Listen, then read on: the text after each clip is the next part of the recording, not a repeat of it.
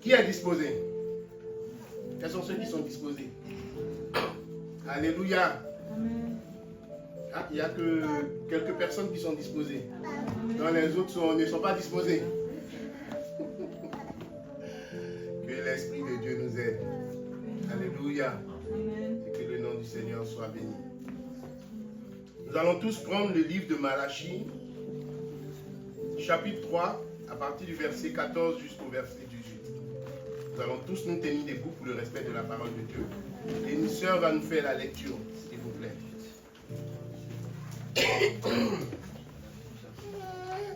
Malachie, chapitre 3, à partir du verset 14 jusqu'au verset 18.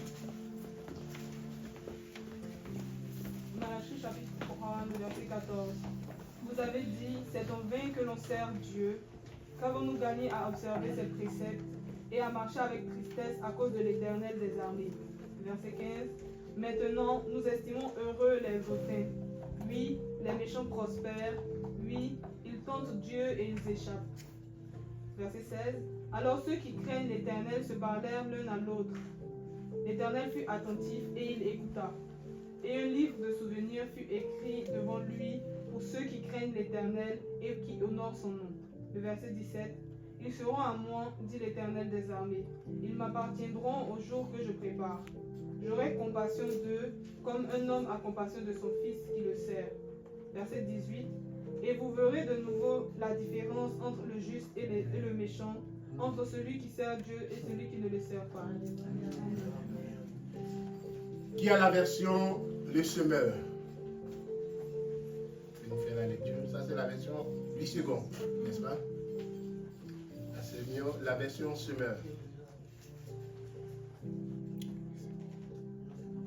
Quelqu'un en France, le français courant?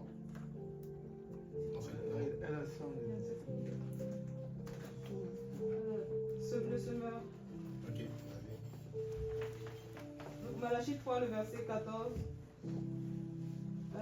Eh bien, vous avez dit, il est bien inutile de servir Dieu, et qu'avons-nous gagné en lui obéissant et en menant le deuil devant le Seigneur des armées célestes. Verset 15. C'est pourquoi maintenant nous estimons heureux les arrogants, car ceux qui font le mal prospèrent. Tout en mettant Dieu au défi, ils s'en sortent indemnes. Verset 16. Mais ceux qui craignent l'Éternel se sont entretenus les uns avec les autres, et l'Éternel a prêté attention à ce qu'ils se sont dit. Il les a entendus, alors on a écrit un livre devant lui pour que soit conservé le souvenir de ceux qui craignent l'Éternel et qui l'honorent. Le verset 17. Au jour où j'agirai, déclare l'Éternel, le Seigneur des armées célestes, ces gens m'appartiendront et me seront précieux. J'aurai compassion d'eux, tout comme un père a de la compassion pour un fils qui le sert. Le verset 18. Alors, à nouveau, vous verrez qu'il y a une différence entre les justes et les méchants, et entre celui qui sert Dieu et celui qui ne le sert pas. Le verset 19. Amen, amen, amen, amen. Père éternel, nous te bénissons pour ta parole. Seigneur, nous la faisons notre. Manifeste-toi au nom de Jésus. Que la puissance de ton esprit vienne briser toute corde. Seigneur mon Dieu, de l'ennemi. Toute facette de l'ennemi, Seigneur, soit détruite au nom de Jésus. Seigneur, je m'abandonne à toi. Seigneur, que l'orgueil soit effacé. Que tout ce qui est forme d'orgueil soit écarté au nom de Jésus. Mais que toi seul prenne le contrôle. Que ton Saint-Esprit prenne la place. Et que l'onction qui accompagne cette parole soit manifeste au nom de Jésus. Seigneur, non pas moi, mais que toi seul tu sois vu. Dans le puissant nom de Jésus. Amen. Amen. Amen. Amen. Veuillez vous asseoir.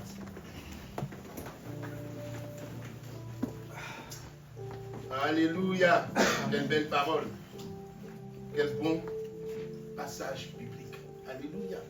Quand on entend ça, on ne peut que glorifier l'Éternel. Alléluia. Oui, savoir que ceux qui seront justes seront mieux traités que ceux qui seront méchants. S'asseoir que l'Éternel veille sur ses enfants. Amen. Il y a un verset qui nous dit, Dieu fait tomber sa pluie sur les bons et les il est méchant. Alléluia. Mais le thème que je donne à mon message cet après-midi, c'est sois un intime de Dieu et tiens ferme contre le découragement.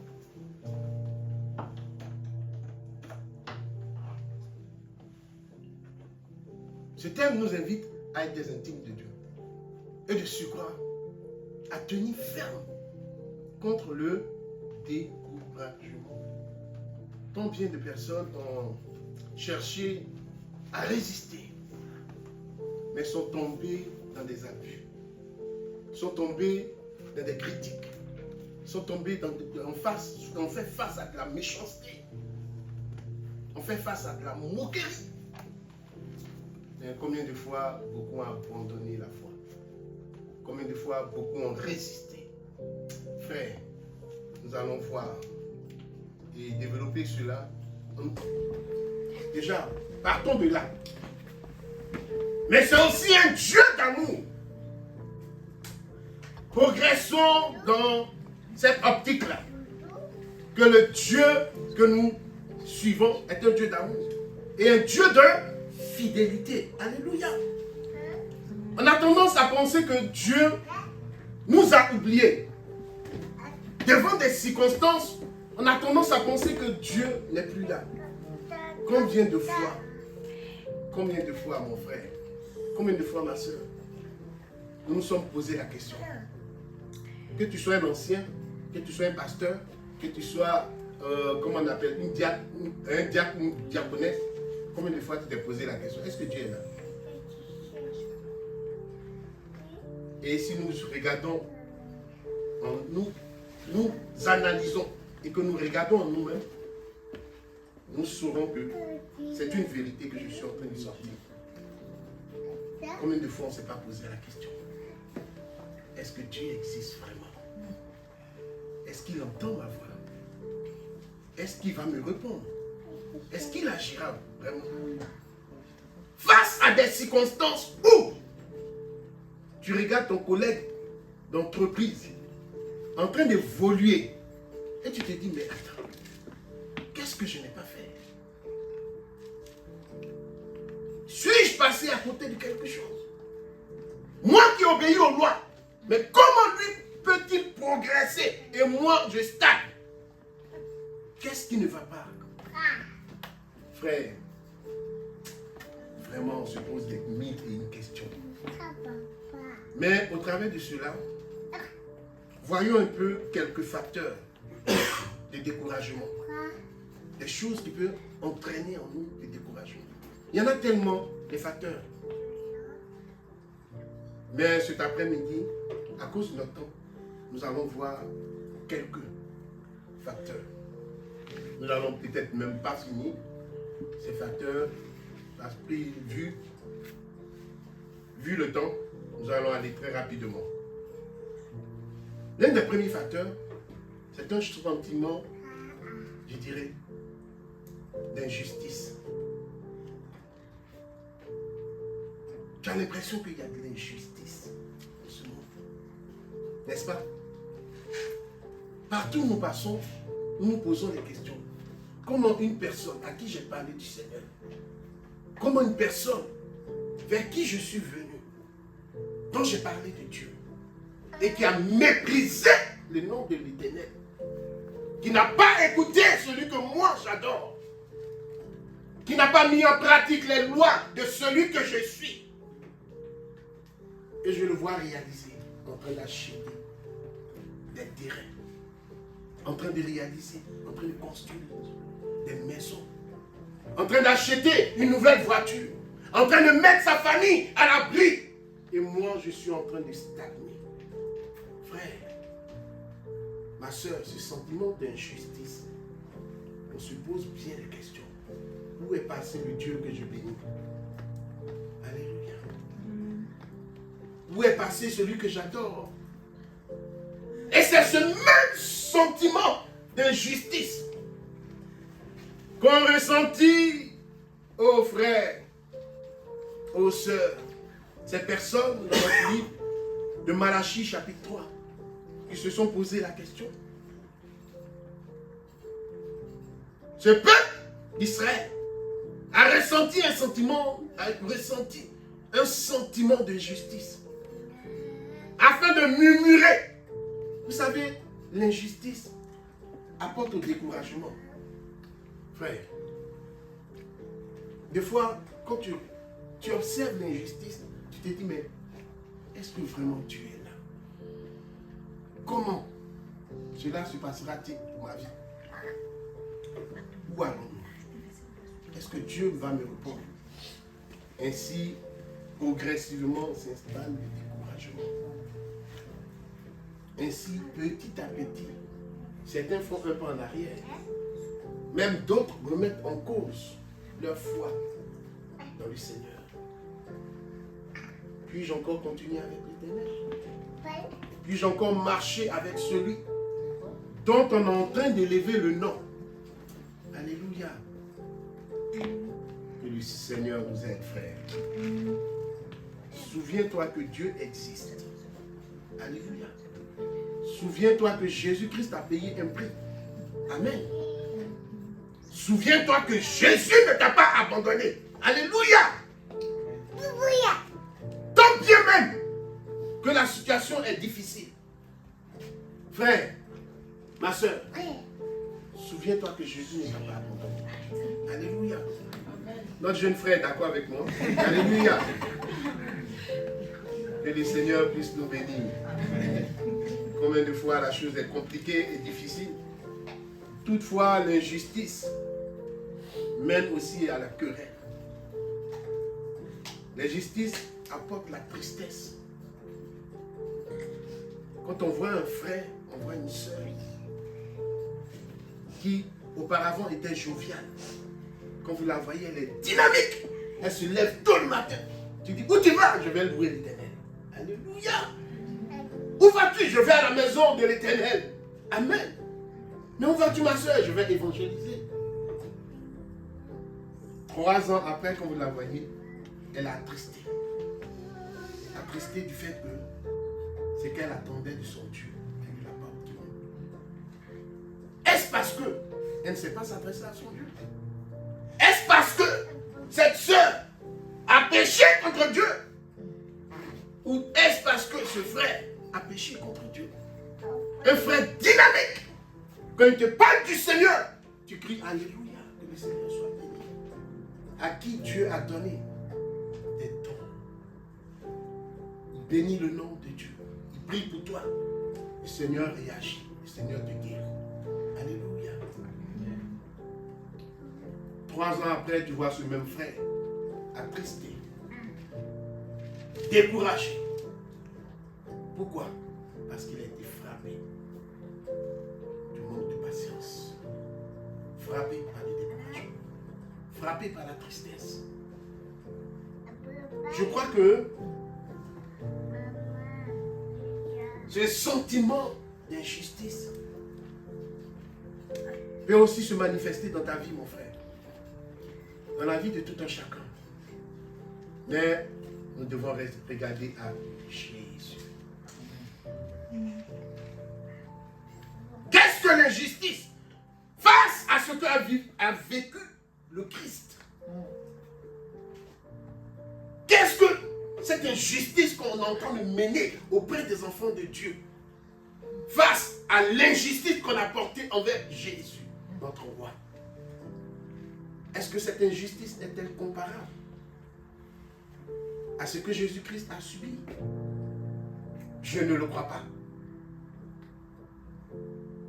La Bible dit qu'il est allé jusqu'à mourir à la croix. Pour que toi tu sois sauvé, pour que moi je sois sauvé. Alléluia. Mais quand on fait analyse de la situation, frère, on dit Seigneur, bénis-moi encore. Donne-moi d'être patiente. Alléluia. Seigneur, ouvre mes yeux afin que je voie ce qui est dans les cieux. Alléluia. Amen. Faites ce genre de prière si vous êtes dans le découragement. Alléluia. L'Esprit de Dieu ouvrira vos yeux afin que vous voyez un peu ce qui se passe dans les cieux, dans le spirituel. Car la parole de Dieu nous dit, nous avons été bénis de toutes sortes de bénédictions De toutes sortes de bénédictions. Jésus. Et puis en plus, des bénédictions spirituelles qui sont invisibles à l'œil nu, invisibles dans le spirituel. S'ils sont visibles dans le spirituel, c'est qu'ils peuvent se matérialiser. Amen. Mais qu'attends-tu, mon frère? Qu'attends-tu, ma soeur? Le méchant est en train d'évoluer. Mais toi, tu es en train de stagner. C'est que quelque chose ne va pas. Alléluia. C'est que quelque chose ne va pas.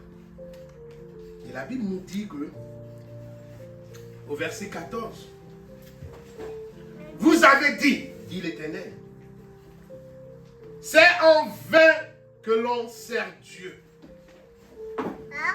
Qu'avons-nous à gagner à observer ses préceptes et à marcher avec tristesse à cause de l'Éternel des armées? Tout ça, c'est l'effet du découragement. Alléluia. Voici ce qu'entraîne le découragement. Au départ, tu es assis, tu es assise devant. Un an après, tu es derrière, à la deuxième rangée. 3 ans après, tu es au fond de la salle. 4e année, tu es hors de la salle. C'est l'effet de quoi? Du découragement. Frère, qu'on ne se mente pas. Le découragement est l'une des âmes de l'ennemi.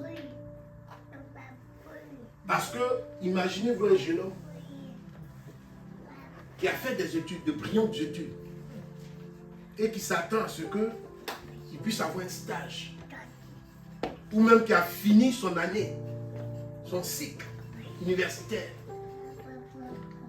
et qui s'attend à du travail, qui prie, qui crie à l'Éternel, ô Éternel, réponds-moi, et qui n'a obtenu aucune embauche. 1 mois, 2 mois, 3 mois, 1 an, 2 ans, 3 ans. Que pensez-vous que ce jeune homme va faire? Quand il entendra parler d'un mystique quelque part là-bas qui ouvre les portes et puis des gens ont du travail, mais qu'est-ce que vous pensez qu'il va faire? Il va aller là-bas. Pourquoi? Parce que tout simplement pour lui, l'Éternel n'a pas entendu sa voix. Alléluia. Tout ça, c'est quoi? C'est l'effet du découragement. Frère, la Bible dit que l'ennemi est venu pour nous égorger. Il est venu pour nous détruire. Il est venu pour nous faire du mal.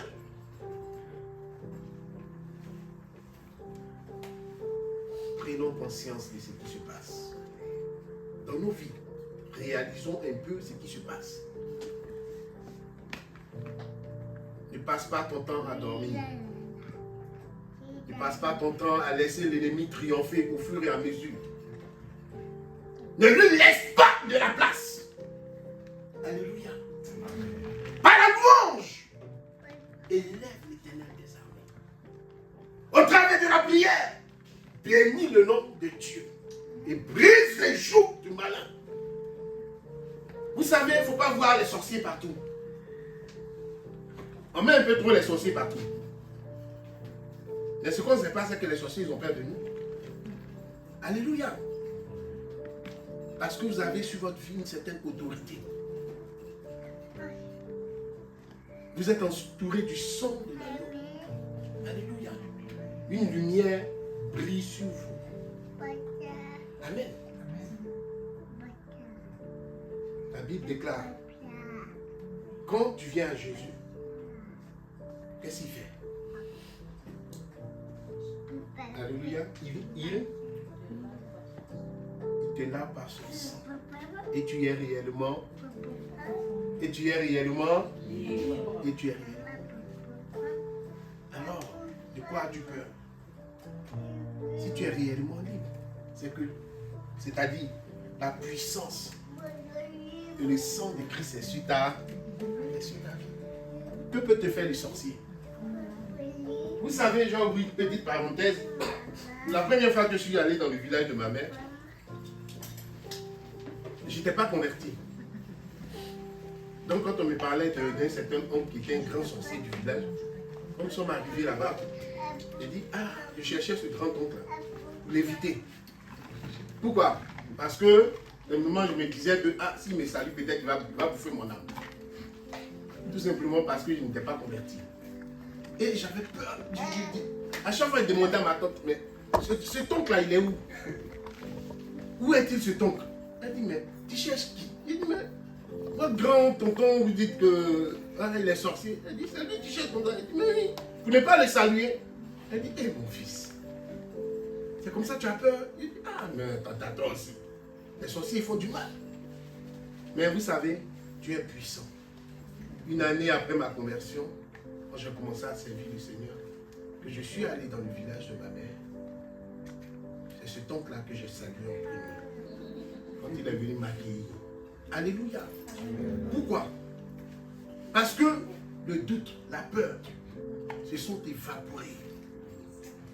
Mais ce qu'il a reçu de ma part, c'est, disons que, c'est le sang de l'agneau et une lumière puissante qui l'ont accueilli.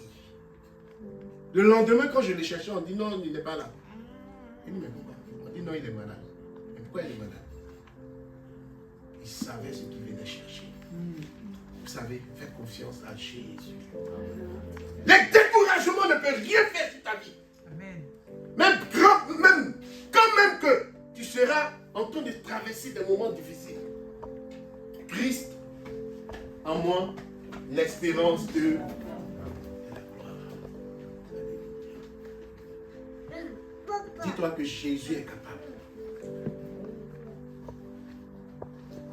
Habakkuk dit, si la promesse t'a, attends-la, car elle s'accomplira certainement. Qu'as-tu reçu?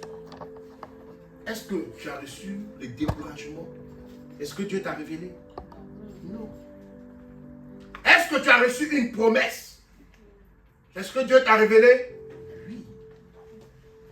Dieu ne t'a pas attiré à lui que tu succombes. Pas du tout. Alléluia. Dieu t'a appelé à lui pour que tu puisses le connaître et le rencontrer. Et par-dessus tout, avoir le salut de ton âme, que tu sois sauvé. Alléluia. Dieu est puissant, frère. Et comprenons que dans son infinie bonté, Dieu se manifeste encore et encore. Amen. Amen. Je voudrais aussi que nous sachions que les paroles, les mauvaises paroles dites à notre rencontre peuvent provoquer le découragement. Vous savez, des personnes que tu admires, nous admirons. Et quand des mauvaises paroles sortent de leur bouche, nous sommes découragés. N'est-ce pas? C'est en train de découragement. Tu t'es dit, mais je ne pouvais pas penser que mon oncle il pouvait parler comme ça, de la sorte. Ah, le pasteur aussi. Je ne pensais pas qu'il pouvait parler de la sorte. Si c'est comme ça, moi, les affaires d'église, ce n'est pas la peine. Je ne viens plus à l'église. Des fois, on entend ces genres de choses. Alléluia. Amen.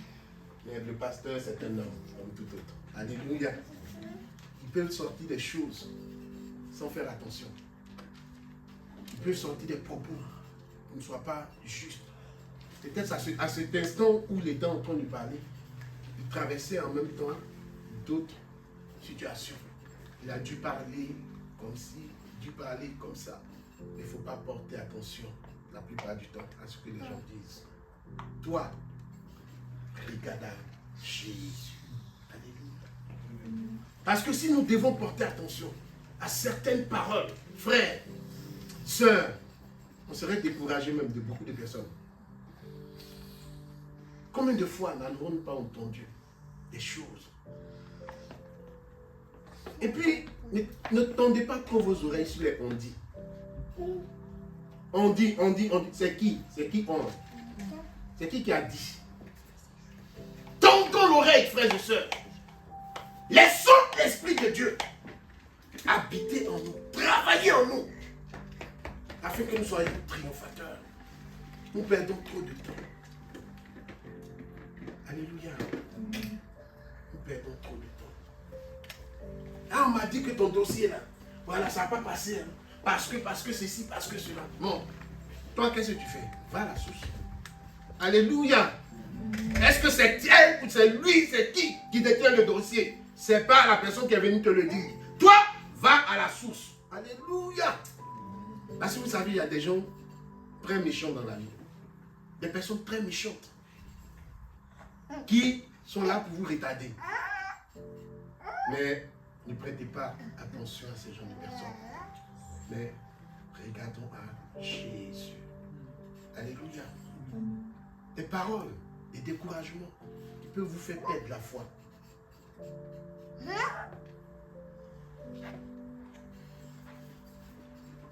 Quand on était encore à Mission Christophe, vous savez, il y a un acte. Je venais à peine de me faire baptiser. Et il s'est passé quelque chose, une action. Un frère et une sœur qui devaient se marier. La sœur a donné de l'argent au frère parce qu'il n'avait pas les papiers. Pour lui faire comprendre que si tu m'épouses, si on se marie, en tout cas, je peux tout te donner. Pas découragement, pas... Je pense que... Je ne suis pas dans la tête du frère, mais je pense qu'il a dû penser au fait que ça peut m'ouvrir une porte. Et il a accepté. Mais chemin faisant, il s'est avéré que la sœur même qu'il aimait était tombée enceinte. Et celle avec qui il devait c'est-à-dire suivre la présentation par le pasteur Yo, elle lui avait donné de l'argent afin qu'il oublie cette sœur. Mais croyez-moi, vous croyez que les choses restent cachées aux yeux de Dieu? Pas du tout.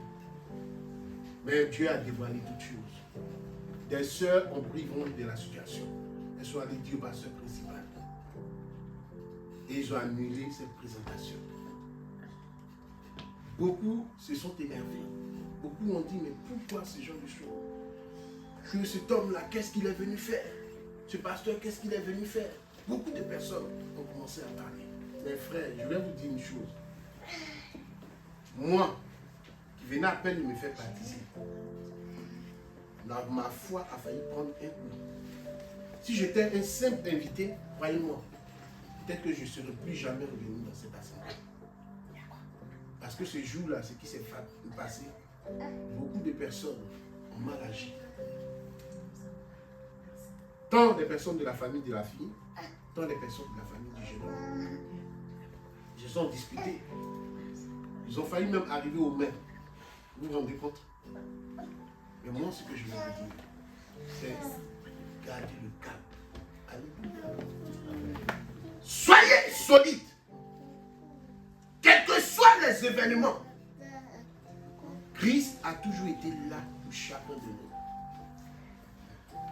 La Bible dit quoi? Oh, la foi est une ferme assurance. Alléluia.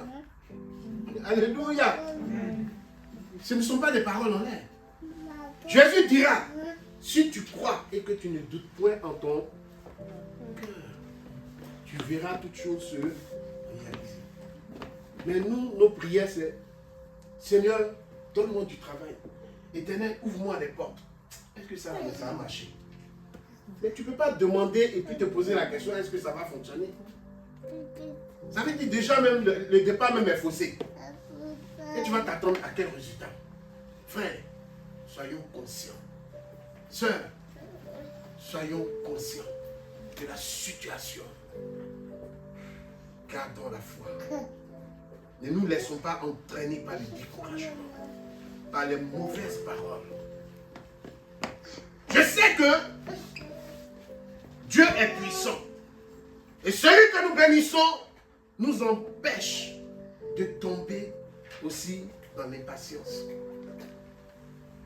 Alléluia. Parce que l'impatience peut apporter le découragement. Alléluia. Toi qui es en face de moi, je pense que dans cette histoire d'impatience, chacun de nous a dû voir en moins une histoire dans sa vie où il a été impatient. Alléluia. Quand je parle de ça, ça me rappelle encore certaines histoires de ma vie où, même quand j'ai donné ma vie à Christ, j'ai commencé à me dire, ah, vraiment, cette histoire d'être patient, hein, c'est pas facile. Hein? Alléluia.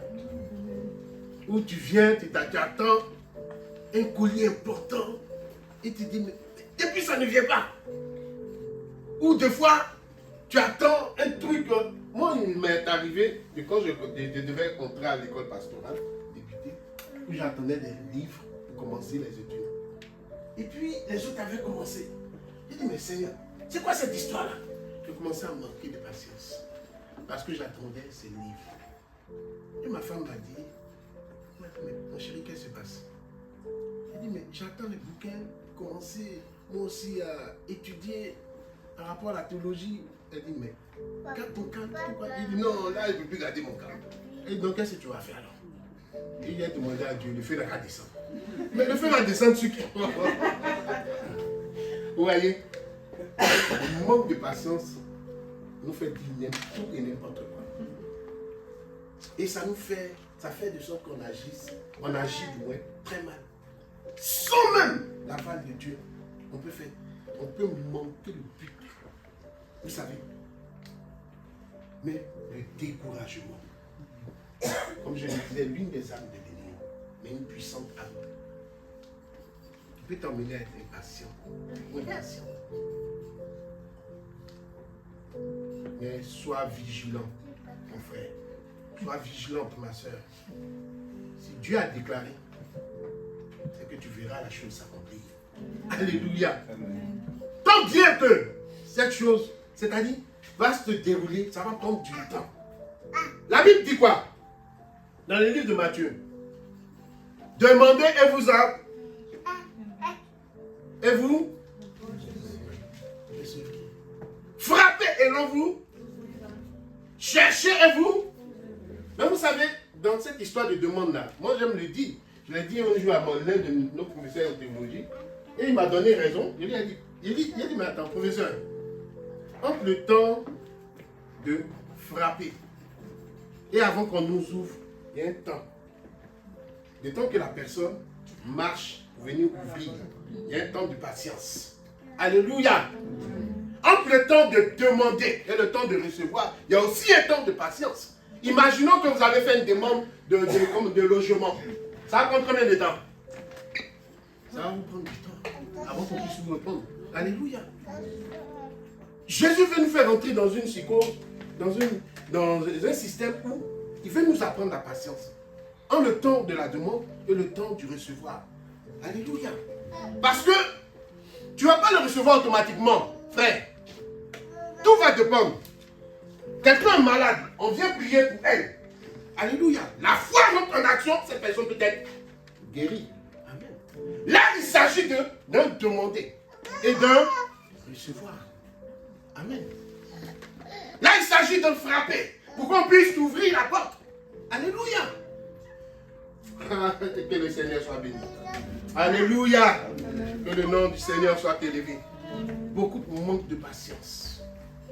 Beaucoup de personnes manquent de patience. Mais demandons à Dieu de nous aider. Car le manque de patience, la plupart du temps, nous emmène à faire des erreurs. Frère, lorsque Abraham ne fut plus capable d'attendre la réalisation de la promesse de Dieu, il alla vers sa servante et naquit Ésaü.